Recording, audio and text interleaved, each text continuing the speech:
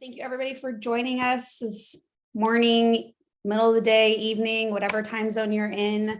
Really appreciate it. My name is Chelsea. I am the General Manager of Admissions Essays at Prompt, and I have my teammate Jackie here. And I will be kind of running through and talking a lot about essays today. Feel free to put in the chat any questions that you guys have, and Jackie will be answering some. She'll also flag me if there's anything that would be great for me to address broadly with the group, but just feel free to throw in any questions that you guys have, and we'll kind of take some pauses throughout to answer those. All right. I'm going to go ahead and start sharing my screen. Hopefully everyone can see that. Awesome. So like I said, my name is Chelsea. I am from Prompt. We are the leading provider of college application and essay coaching.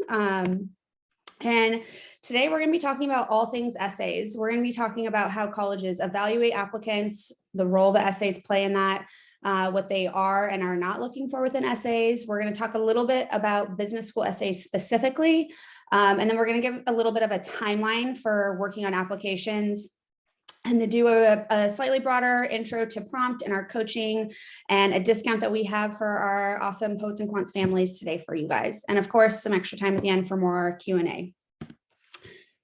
So like I said, we're Prompt. We've coached 6,000 students one-on-one on their applications and essays just last year.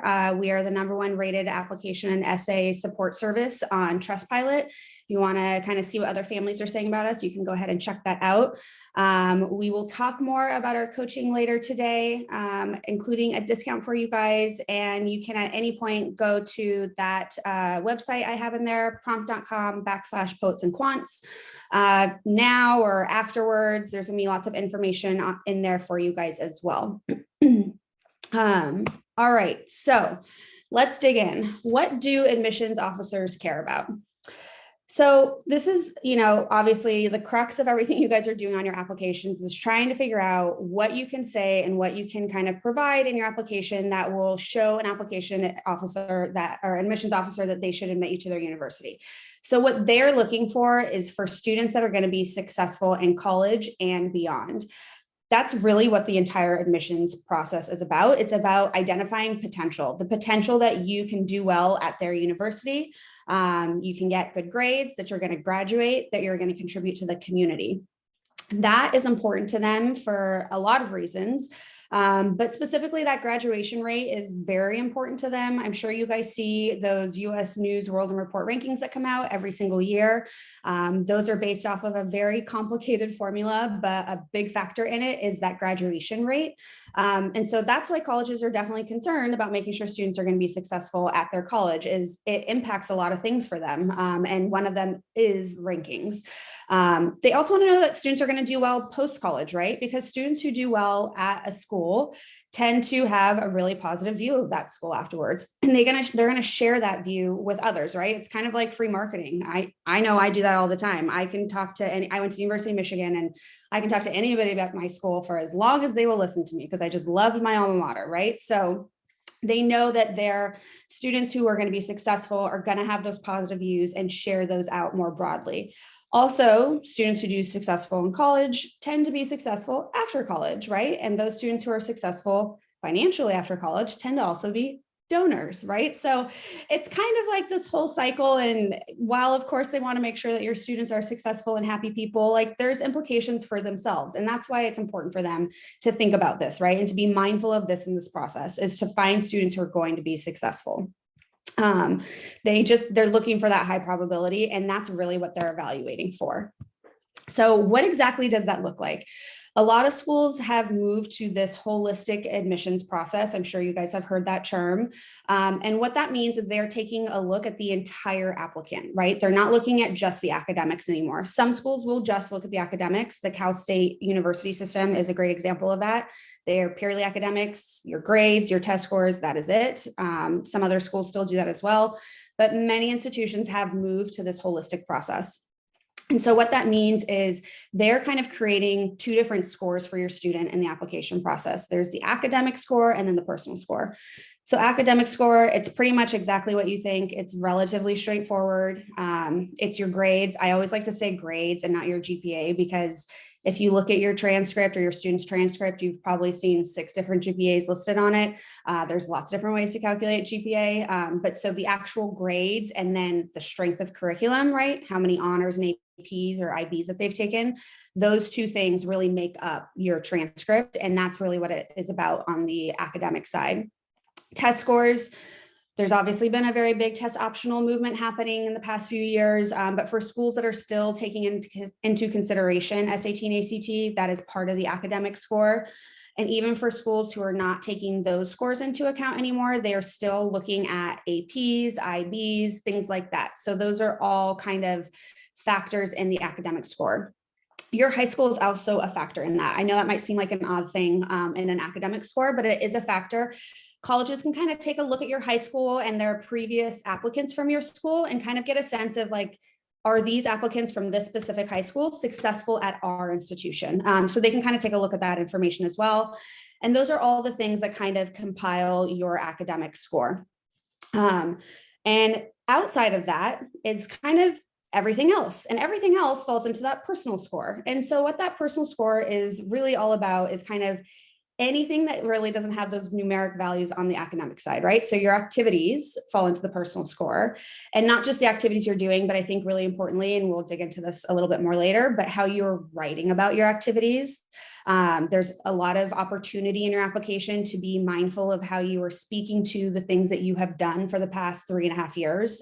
So activities are very important. Your essays are very important in the personal score. And again, what you write about and how you write about it are kind of the key components of the essay and why that can be so important to you guys. Recommendations, if they're accepting recommendations, those are a factor in personal score, as are interviews for the schools that are still holding interviews. There are some other priorities that we've kind of listed just so you guys can see, but these are really things that are not in your control at this point, right? Your family income, first generation, where you live in the country or outside the country, if you're a legacy or an athlete, they're kind of outside of your control. Demonstrated interest is something you still can definitely control. That is kind of showing a college your interest in them, whether you've done a visit or just done extensive research online. You can kind of speak to those elements in a YS essay, but that's kind of another component. So we know those other priorities, you really can't impact that much at this point. You really can't even significantly impact your academic score much as you're in the phase of applying to school. You've done your 3 years of schooling. You might still be wrapping up your testing if you're doing that, but there's kind of little space to kind of make adjustments there. And so really what you can leverage still at this point in your process is that personal score. And the reason why is because there's no hard stats on the personal score, right? It's really about what you choose to write about and how you articulate it. So let's go ahead and dig into this a little bit more. So this is just a little graphic, and I'm going to take the next few slides to explain again a deeper dive into this process of the what admissions officers are kind of evaluating. So what they do is for each institution, they'll create their own bars, right? They're kind of their bare minimum kind of cutoff. And so when we talk about the academic bar, as long as your academic score is at or above the academic bar, that college believes you have the academic capabilities to be successful there. Once you're above the bar, you're in good shape, right? So just kind of keep that in mind as we continue this conversation for a minute here. The personal bar is a little bit different. Again, because it's not numbers driven, it's not just hitting the personal bar. You want to go above the personal bar. And the higher you are able to go above the personal bar, the higher your chances are going to be to get into that college. So academics, strong academics are not enough anymore. And it pains me to say this, and I always feel really terrible kind of sharing this news with students who are sitting there saying, I've done so amazingly well. I've taken every AP, I've gotten an A in every course. I have really high test scores. I can totally get into the most selective institutions in this country.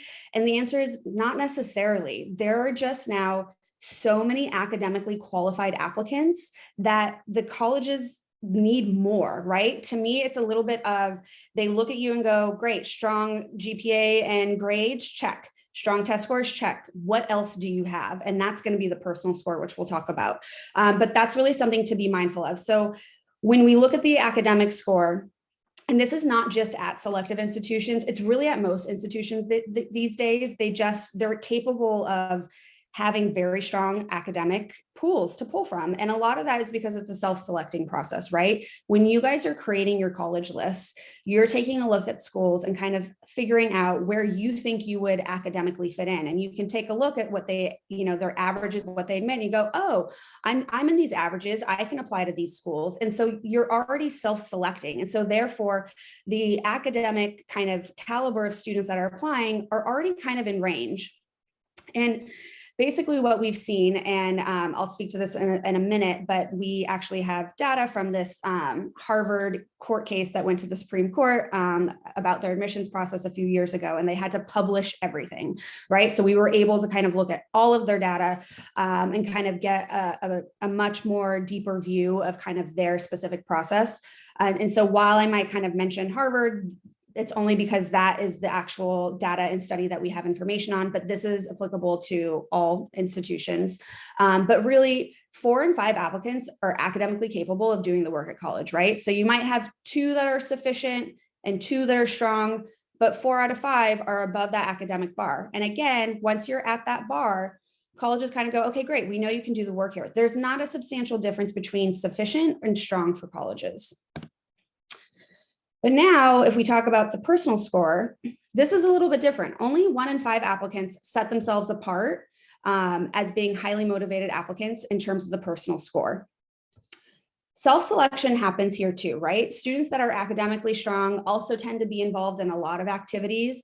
So all those students have the activities that they can write about. They have the stories to share. But the difference is that only 1 in 5 is doing a really great job of articulating how they stand out and why they were able to kind of make an impact in their activities, right? So it's not that those other applicants don't have the goods to talk about, they just haven't articulated it in a way that is going to show the impact to a college, and therefore only 1 in 5 are really getting those higher personal scores.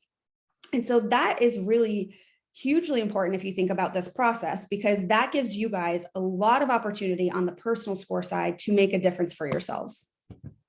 So again, this came out of that Harvard study and that court case and all the data that we were able to look at. And our team spent many hours sifting through hundreds of court pages and documents. But here's what it really boils down to. Strong academics increase admission chances by 3x. But strong non-academics, essays specifically, increase admission chances by 10x. 10x. That's incredibly impactful and significant. You guys still have a lot of opportunities to leverage everything that you've done for the past few years in a way that's going to impact your applications and your admissions chances. Okay, so now let's talk a little bit about when essays matter and when they don't. And we want to do this because we want to give you a sense of like when you should be thinking and being a little bit more mindful of your essays in your process. So when do they matter? When you're applying to highly selective colleges, and we categorize that as under 15% admit rate, they matter. And you can look up admit rates. That's public information. So you can look at colleges and get a sense of what their admit rates are, just as like a general bar, just so you guys have some sort of perspective. The Ivies are all admitting under 10%. Some are in the like 6 to 7% range. Stanford's at like 3%. It's really insane. But there's, that's kind of just a sense for a gauge for you guys. So they definitely matter at those schools.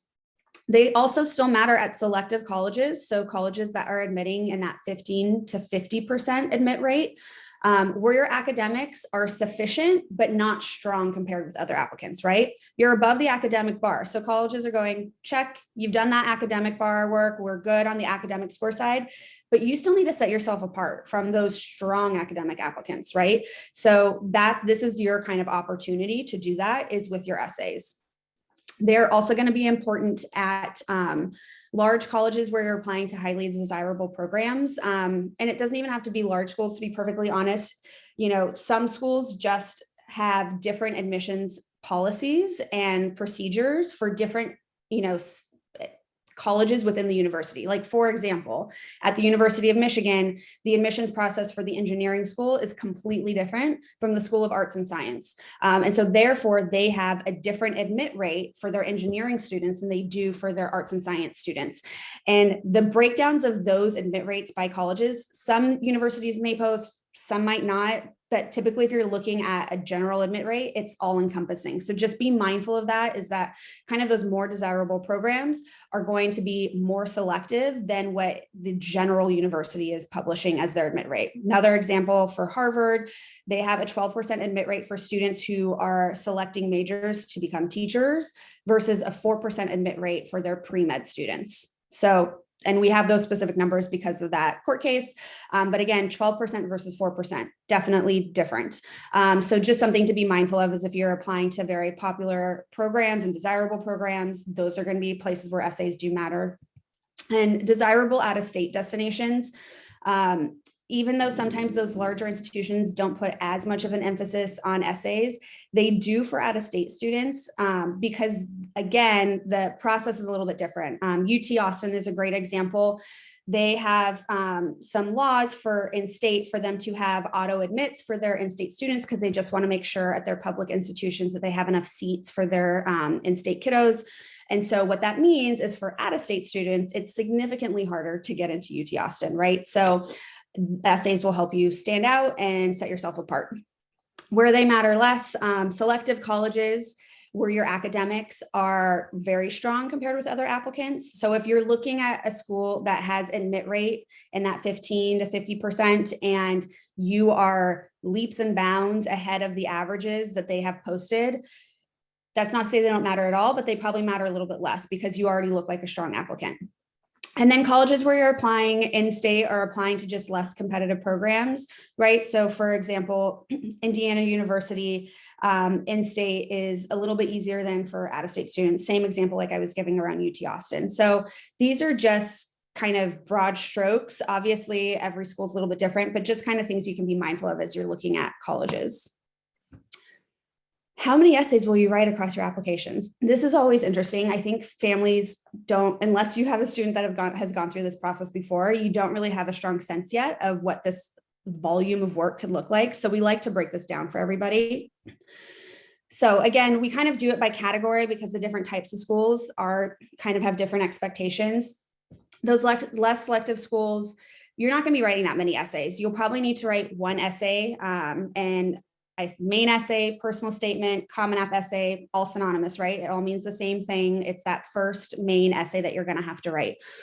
So you typically might have to write that. You might even not have to write any essays.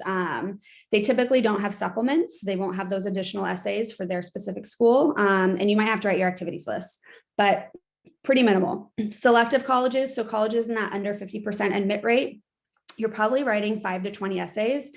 That range is very much just dependent on the actual schools on your list and the number of schools on your list. So for those schools, you'll definitely have to write a personal statement. And most of those colleges have at least one supplement. Many have 2 to 4. So again, if you just kind of keep that in mind and think you're going to be writing about 3 essays for those selective colleges, let's say you have 10 schools on your list, you're now at 30 essays, right? So you can kind of do some math depending on your college list and what you're looking at. And then our highly selective colleges, which is the under 15% admit rate, you're gonna be writing a lot of essays. We put 20 to 40 on here, but we have seen plenty of students who are writing 60 plus essays for their applications because you're writing a personal statement. Many of those schools have multiple supplements. Some have even up to 8, but many have in that 4 to 6 range, I would say. And also, if you're applying to highly selective colleges, students who are in that kind of boat tend to have much bigger lists because you need to apply to a few more schools since you're applying to less selective, or schools that are not admitting as many students, right? So if you're applying to 15 schools and have to write 5 essays for each, which would be on the light end, that's 45 essays right there, right? So you can kind of think through that. I like to kind of share, just because that can be a little bit shocking for families to hear that you're writing that many essays. A lot of the essays do have overlap.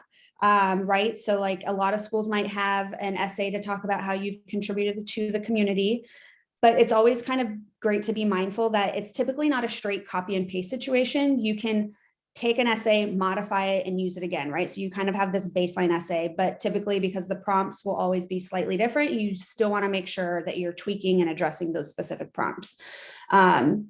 This can be a lot of work for students, and this is why at Prompt, we talk a lot about starting now, start in the summer and get a head start, because I like to tell students this is like an extra class senior year, and your senior years are already overloaded. You probably have very packed schedules from classes to activities, and it's a lot of work if you don't start until the fall. And so getting started early and also being smart about how you do this work is really, really important in this process. And so when we talk about working with our coaches, we really focus on allowing you to work smarter and being more strategic about your work.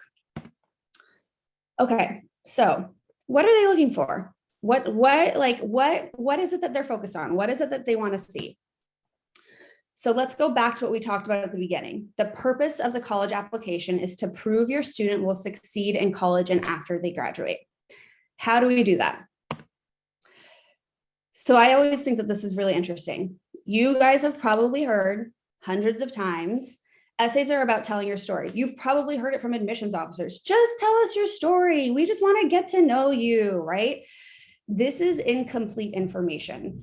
What they really are trying to say is they want to hear your story that proves you will be successful in college and beyond, right? So you have to kind of add that extension onto this, because it's not just about telling your story.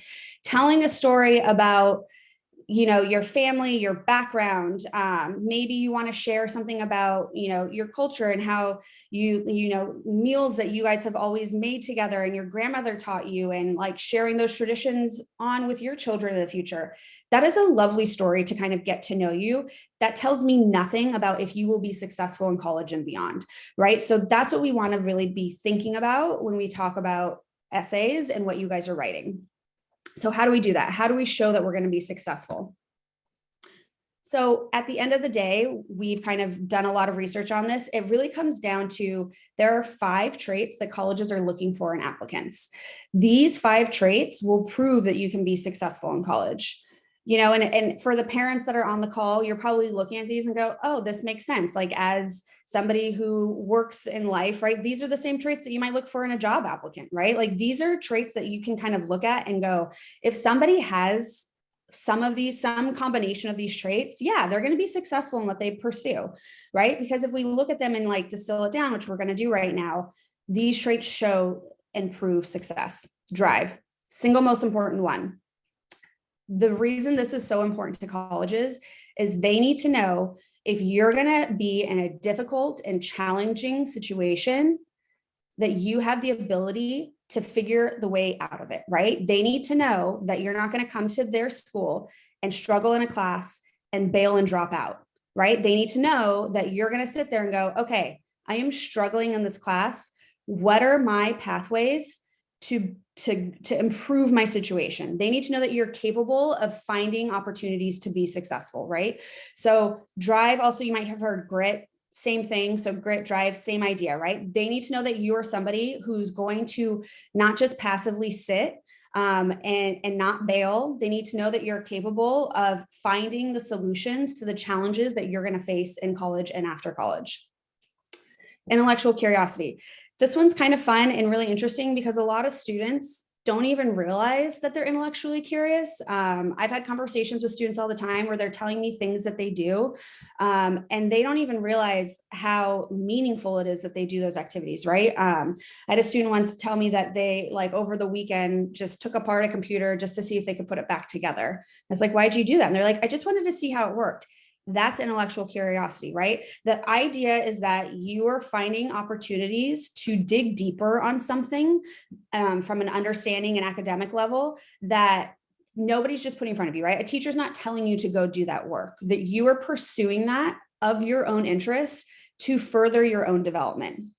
And that could be building rockets with friends on the weekend. That could be writing short stories. That could be doing research on something in engineering that you find fascinating. That could be painting for 5 hours and taking additional painting courses outside of your high school, right? So it doesn't have to always be, purely straight academic, but the idea is that you are pushing yourself to learn about something for fun on your free time by yourself. And colleges love that because it shows that you're a lifelong learner and that you're going to come to their campus and really kind of pursue your academic interests. Initiative. Initiative is a really great quality for a lot of students to have. And I think a lot of people will equate initiative to kind of leadership roles that you can have in your clubs and organizations, right? Somebody with initiative is the person who they're the ones coming up with the ideas, the plans, they're moving the group forward in some capacity. And so initiative is really a great trait for colleges to see a student has. What I always like to tell students and families, you do not need to have a formal leadership role to show initiative. Many students can show initiative in non-formal roles. I have families all the time like, but they're not president of ASB. And I'm like, that's fine. But we need to show the impact that they've had within that organization, right? So initiative does that. Initiative can kind of show the impact that you can have by taking the reins and pushing something forward. Kind of similar to that is contribution. And this is kind of the idea of making your community, your school, or organizations you're a part of better, right? These are the super connectors. These are the connective tissues between large groups of people. And the reason why this is important for colleges is they aren't just looking for you to come and have an academic experience. Yes, going to college is about education. You are there to learn, but you are also there to be a part of a community. And that community is important because that community continues after college as well. And they need to know that you're going to come to campus and you're going to be able to contribute to their community. So that's why contribution is really important. Diversity of experiences. This is also really important. And it kind of goes back to that community concept. Colleges aren't looking to build a community of the exact same student, right? They don't want to admit 3,000 students that look identical to each other. They want to admit students that come from different backgrounds and different walks of life because each of those individuals brings a different and unique perspective to their campus. And they want all of those perspectives there so that people can have different experiences and learn from each other and bring different ideas to the table. So that's really important to them. So these are the 5 traits. This is kind of the focus in terms of what you should try to accomplish within your writing. You do not need to hit on all 5 of these in an essay. That would actually be very difficult to do. But what you want to try to do is find 2 or 3 traits, kind of look at these and find 2 or 3 traits. And then what you want to do is give multiple examples showcasing those traits, right? So you want to share stories, multiple stories that will highlight these specific traits. This is something we like to talk about a little bit. We get all the time, is this a bad topic? We heard you really shouldn't be talking about sports. We're just not sure. There's no such thing as a bad topic, provided it relates to one or more of the 5 traits. And that is really the key to this, right? So non-academic topics like talking about a sport can be a little bit harder to do just because sometimes it can be difficult to link it back to the traits, but it's definitely not impossible. You absolutely can still do that, right? A bad version of a sports essay would be an essay about, being tired and digging down deep to score the game-winning goal. That tells me one quick story, about pushing through, but it's not really enough to kind of make me feel that you could be successful in college and beyond. But let's say instead you talk about the transformation that you've had from being a player that sat on the bench all of freshman year to a starter senior year. And you didn't just say that, but you actually showed them how you got there, the hours you spent training, how you trained, maybe how you went above and beyond, finding videos and watching them in terms of learning different skills and those sorts of things, that you sought out your coach after practice to kind of do some additional digging in, that you kind of provided support on the sidelines for when you weren't in the game, right? Now you're showcasing those traits. Now you're kind of showing off how you took initiative, how you had drive, even intellectual curiosity with kind of going out of your way to find videos to learn different skills, right? So you can absolutely talk about anything that you want. You just have to make sure that you're relating it back to the traits. Something else that we just like to talk about is this concept of like content clarity and readability are critical. I think a lot of students kind of start to get tied up in the idea of using metaphors and beautiful prose, and what ends up happening is they lose focus of actually like the meat of the story, right? They kind of lose the readability factor. You know, for better or worse, and I know people don't like to hear this, but admissions officers are spending like 8 to 10 minutes on your application. It's not a lot of time. And when they start an essay with some metaphor or some quote, they've kind of already just made a decision, oh, it's going to be one of those essays. And while they're of course going to read the whole thing, they're probably not going to pay as much attention. So it's really important to just be mindful of your content and your clarity and making sure that it's very readable and straightforward for the admissions officers to read. This is also something that we really like to talk about. Every essay is important. Every piece of your application is important. I think a lot of students will spend a lot of time on that first essay, that personal statement. And that's great. You should absolutely spend time on that.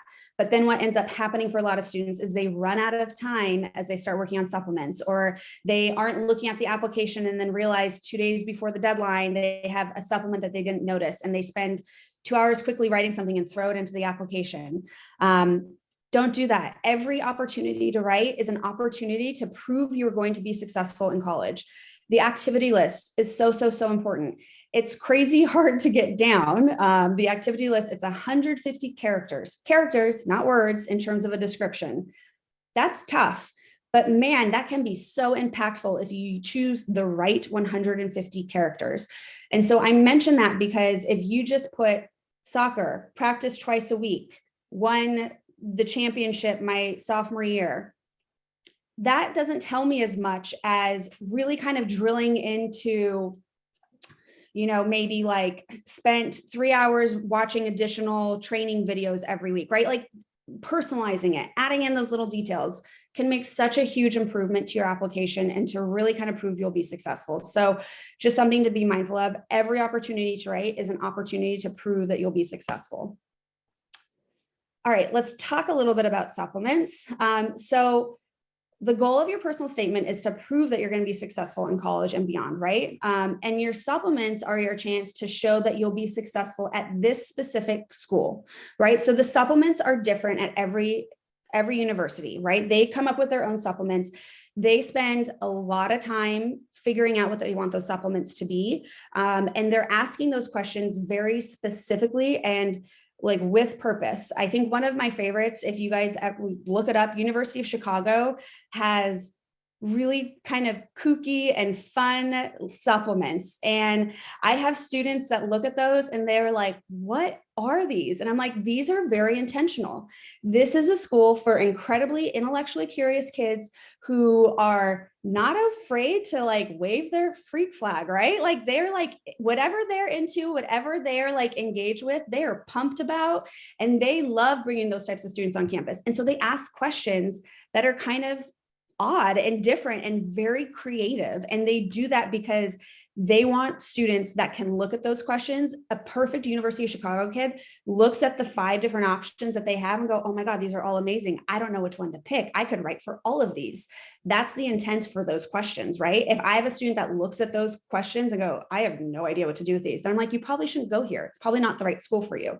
So that's kind of the purpose of the supplements, is that the colleges are picking them out to make sure that you understand that you and that college are a great match and that you can be successful at their specific school. So they're really, you know, they're important to, again, just digging in a little bit more. They're an opportunity to kind of uncover a little bit more about yourself. I have a lot of students that go, I have so many different stories to share and I can't do it in the personal statement. That's fine. That's great. You're going to have supplements to talk about all those other pieces. And something that we do with our students at the beginning of our process is content mapping. So kind of really doing a bit of a brain dump on all the different stories that they have and kind of things that they want to share with the school, and kind of deciding, okay, we're going to use this here, we're going to use this here. And that's something I would encourage all students to do at the beginning of their process, because you also don't want to end up writing about the exact same thing for all of your essays, right? So content mapping at the beginning of your process is a really great way to kind of make sure that you are sharing all the different pieces that you want. Supplements can reinforce your traits, your interests, your ambitions, and it allows you to get specific about that school. So talking about business schools specifically, business schools are definitely going to be schools that are going to have additional supplements. Business programs are popular. They are typically selective, even at less selective institutions. Indiana University is a great example of this. Getting into Indiana itself is not that selective, but their business program is very selective. And so I just wanted to give you guys some examples. Some are going to give you something very specific that pertains to their school. So this specific example is from the University of Michigan, from the Ross School. So you can see they're really trying to get a sense of what you've kind of, what you've experienced, what kind of ways you have pursued learning about business. There's that intellectual curiosity popping up, right? They kind of want to get a sense of where your brain is at with that. Some schools are still going to be broad, right? So the second one is from Penn, and Wharton obviously is an incredibly selective business school. And they don't actually provide a separate secondary business specific prompt. They just have their general prompt about why you're applying into the business school. But whether it is specific or broad, you're still going to have opportunities to speak to that specific institution. In fact, that's what they're looking for, right? So if you answered this Penn question and talked nothing about Wharton, you wouldn't get in. They're expecting that you've done your research on Wharton, that you understand the program at Wharton, how you would benefit from that program. You're sharing stories about how that would be beneficial to you based on your previous experiences, right? Bringing in those traits. So regardless of specific or broad, what they're really looking to see is, what have you done related to business to date? And that's not to say you need to have started a business yet. It's totally fine. You can go in with zero business experience, but I don't know, do you read the Wall Street Journal every morning? Maybe, maybe not, right? That can showcase your intellectual curiosity. Have you, maybe shadowed some people to kind of get a sense of what their business, running a business looks like? And have you done their homework on their specific business program? Because every program is different in terms of what they offer. So just kind of general guidance, and this can be applied to all supplements. You want to make sure to answer the whole prompt, right? Again, this is where, when we talked earlier about, you're going to see overlap and you can reuse essays, but you can't just copy and paste, because every prompt is going to look slightly different, and you got to make sure that you answer that specific prompt. You want to be direct. The supplements tend to be shorter. I mean, it varies, but I would say on average, you're looking at 200 to 300 words. Some are more, some are less. But when you only have that many words, you've got to be really direct and you've got to be specific, right? So those are kind of important keys just in terms of writing. And then you want to focus on initiative, impact, and growth. What you've done to do something, like the impact you've had, how you got there, right? The kind of what initiative you took to kind of make that impact, and then what growth you've had from that experience. So those are kind of just high level things to think about with the supplements. Let's move along. Okay, now let's talk a little bit about timeline and the process for working on your applications. So this is kind of our overview in terms of what we recommend students do in terms of working on their applications and their essays. Now is a great time to start. And if you haven't started already, I would start now. Basically, you should be using early summer to identify your content that you're going to use throughout your applications, right? So that content mapping that I was talking about, you want to plan your content. It's really important to do that in advance. Like I said, you're going to have a lot of essays probably to write, and you want to make sure that you aren't repeating the same story over and over again. And so content mapping is super important. Once you've done that, you want to go ahead and start your Common App essay, that main personal statement, Common App, main essay, all the names related to it. You're going to want to do that first June, July timeframe, I like to say, depending on your process and kind of what you're doing. That can take a few weeks. We tell students that work with our writing coaches that, from start to finish, it'll take you 2 weeks, obviously barring any vacations that you might have going on. But you really can't accomplish that in 2 weeks if you put your mind to it. And that's important to do first and early in the summer, because what happens is later this summer is when schools will really start pushing out their supplements. Some schools have already shared their supplements for the year, but the bulk of those come out later in the summer. And so once you've done your main essay, that gives you an opportunity to work on completing the rest of your applications. And our process and what we do with our students is we go through application by application. So our recommendation is to kind of work in that format, one application at a time. We start with our top choice application first, do all the supplements for that school, and then move on to your second and your third choice school. And the goal that we set for our students that we work with, and a goal that I would recommend for you guys, is that you are done with your top 3 schools by August, before your school starts. Because if you do that, you are going to be in such great shape come the beginning of senior year. You're going to have a lot of those baseline supplements done. And so therefore your workload, once you're in senior year, will be a lot more manageable and just a lot easier to kind of tackle, because like I said, you're going to be juggling a lot of things. And so then once you do those, you kind of, again, you keep working application by application. It's really smart to do that instead of kind of randomly working on different essays and not really feeling like you're accomplishing anything. So work application by application. All right, I'm going to talk a little bit about prompt and our coaching and kind of our process at this point. So why families work with prompt. We really like to work smarter and not harder. We want to make sure that you have applications that your whole family is really confident in and that admissions officers will love. And we clearly do that by focusing on those 5 key traits and making sure that in all of your writing, from your main essay to your supplements to your activities list, we are highlighting and showcasing those traits. We also really focus on getting students completed well in advance of deadlines.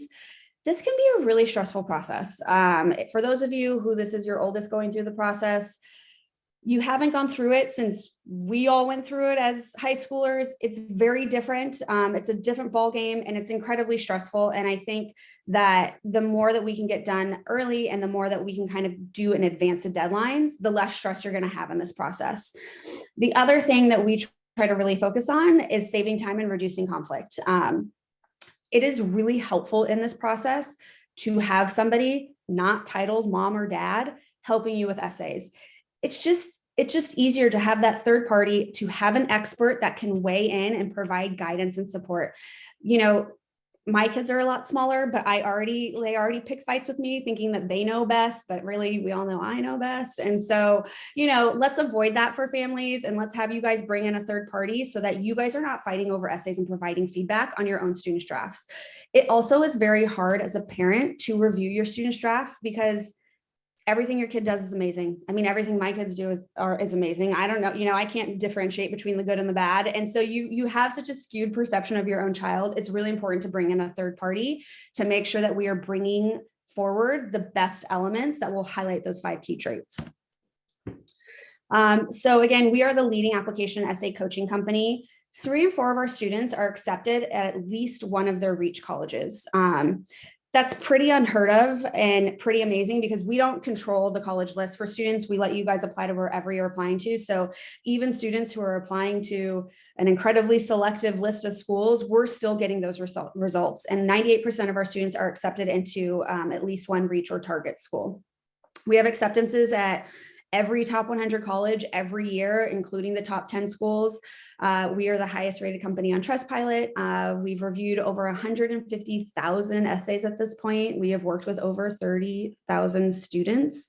250 schools recommend us to their families. We work really closely with a lot of high schools throughout the country, and they really kind of support us in the work that we do with their students. So we just kind of wanted to highlight that we are a trusted source by many high schools in this country as well. If you are looking to do anything in the kind of college coaching space, what you're going to find is we're probably about half the price than most of the alternatives, mostly because of our platform and our technology enables our process to be a little bit more efficient for both our students and our coaches. So we're able to kind of put ourselves at a price point that's a lot more accessible for a lot of families. We really like to talk about how great our coaches are. We have amazing coaches. It's actually harder to become a prompt writing coach than it is to get into, I think, every selective institution in this country right now. And that's because we have a really rigorous hiring and training process. So that's incredibly important to us. We want to make sure that students are in the best hands. And so we put a lot of energy and effort into making sure that we are bringing in only the best writing coaches that we can find. Okay, so how we can work together, kind of two different pathways. We have small group boot camp, which is really an opportunity for your students to come in and work in a small group on their personal statement. You attend a couple sessions, you receive a couple rounds of feedback. It's, a great opportunity that is very affordable for families that are being mindful of pricing, but still to get your students started on the process. The vast majority of our families, though, work with us one-on-one. And the way that works is you get assigned two people to be on your prompt team. You have your application advisor and your writing coach. Your application advisor is there to keep you or your student on track throughout the process with their applications well in advance of their deadlines. They're kind of there, kind of being mindful of things as they come in, nudging them if they've kind of fallen behind, things of that nature.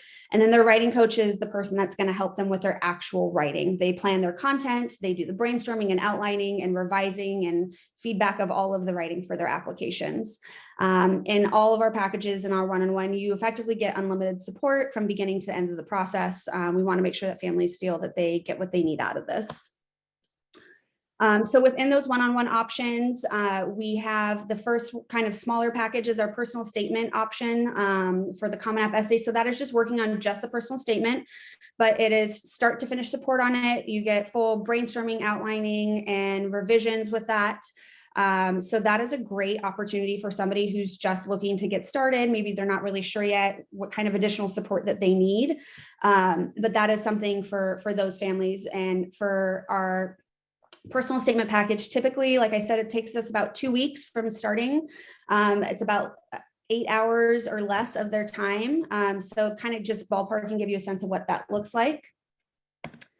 And then we have some more comprehensive complete application options. And that is for our families that are really looking for support on more than just the personal statement. These packages give you guys support on the personal statement. They also give you support on every single supplement that you have, any additional writing that you might have, if you have to fill out the additional information section, if you have writing components to your portfolio. This also helps with the activity list. So we will provide full support on your activity list as well. And what you see here is we have a 3-school option, which is where we would help with 3 schools. And then we have an all schools option, which will help you with every school on your list. And what you're kind of seeing on the screen, you saw on the other screen as well, is we are providing Poets and Quants families some discounts. There is an additional discount today only for all of those families. And so if you go to the website that you see there at the top of the screen, prompt.com/poets&quants, you'll be able to kind of look at all this information a little bit more in depth and kind of see the potential options that would be a great fit for your family. But again, these additional discounts are for today only. So if I look at 3 schools, that $17.99 is today only. And then for the remainder of the week through, I think, Monday, there's still going to be a discount. So don't worry if you can't make a decision today, you still have an opportunity for a discount, which is that $18.99. So there's kind of the additional discount today, but you guys will still get discounts through the end of the week as well. So like I said, check them out, go onto that website, and let's see, is there, Jackie, any questions, anything that kind of has popped up to talk about? Yeah, I answered most of the questions directly. I know there was a question about that maybe would be useful to everyone about something that appears on your activities list, whether or not or how you should approach writing about it in your essays in terms of not repeating information across your application. Absolutely. So it's actually pretty likely that you will talk about something in an essay that is listed in your activity list, right? Because those are kind of all the things that your student has been doing for their time in high school. What you want to do always is provide additional and more information that is not in that activity list, which isn't too difficult to do given that the activity list is 150 characters, but you really just effectively, you just don't want to be repetitive. And so you just want to make sure that whatever you're doing in the essay is expanding on what you've written in the activity list. Great question. What else do we got here?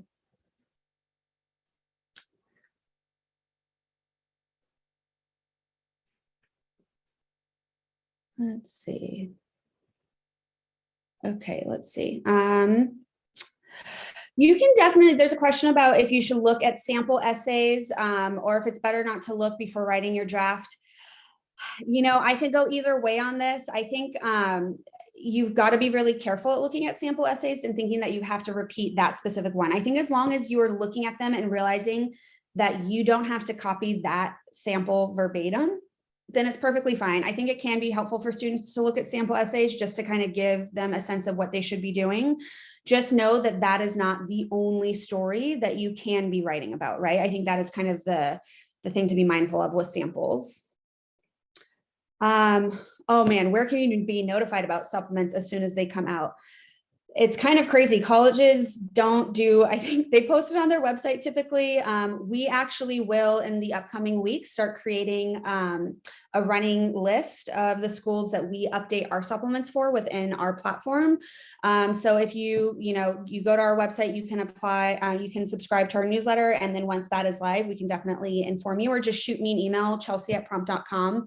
And I can kind of share that link out with you once we have that up and running.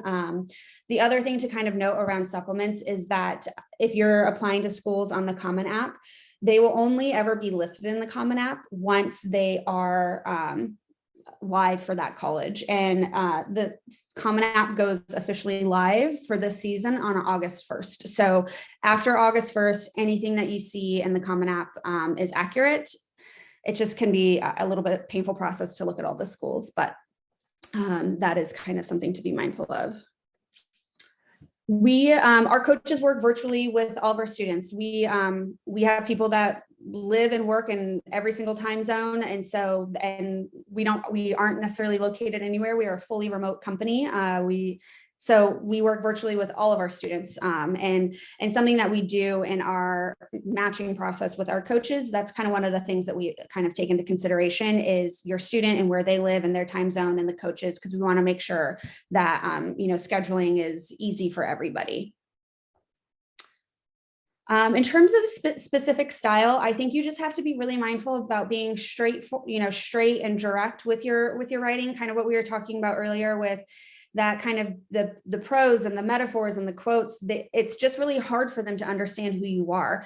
They're really not dinging you if you don't have the best writing style. They really are trying to just get to know you and find that story that's going to prove you'll be successful in college and beyond. And so that's kind of the only thing I would be mindful of. Yes, so our coaches will, the process starts with actually brainstorming. And so in that first session, they will do full brainstorming and talking through all the different topics. Once they've decided on what the student's going to write about, they will then outline the essay for the student, and then the student will do their first draft off of that outline. So we definitely use outlining before we dig into drafts with our students.